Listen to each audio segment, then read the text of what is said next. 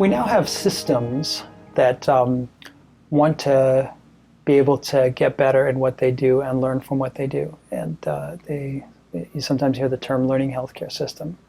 So imagine a big hospital or a big Kaiser Permanente or something like that, that is, takes care of many, many patients, has all kinds of data from the electronic medical record on those patients, can use those data to learn things, if it's appropriate to use those data to learn things, both to make the care within that institution better, which you might call quality improvement, and to develop insights that it can share with others around the country, around the world, for how to do things better, what works, what doesn't work.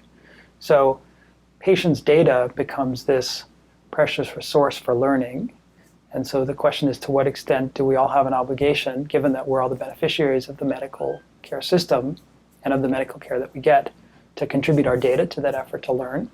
That's one of the big systems questions. And then I think to go a step, and my own view is that we do, and for me to say, I want the best medical care for myself, but don't touch my data, would be, I think, unreasonable, right? I'm the beneficiary, I now have an obligation.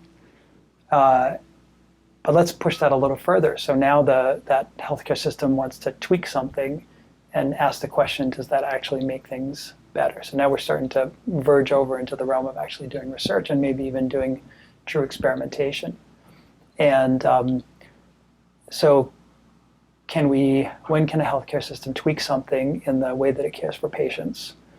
When does it require the consent of patients? When does it require that at least patients are notified of the tweaks?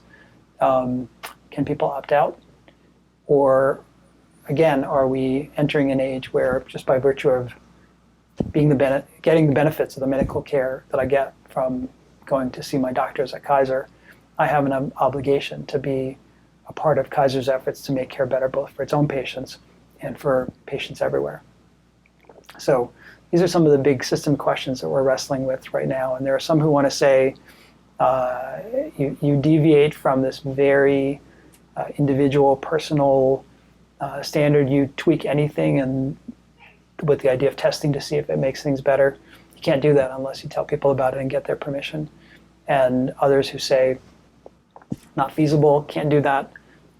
These are system-wide things that have to be implemented or not. And if we're going to learn something, we have to be able to think of ourselves as a community that we all move forward together, obviously with appropriate safeguards in place, appropriate governance in place, appropriate engagement of patients, not only in the moment, in the encounter, but in the oversight and decision-making about how the whole institution engages in learning. So we can't anymore think in terms of only relationships between two people. We have to think about how we govern whole systems. It almost becomes a question of politics.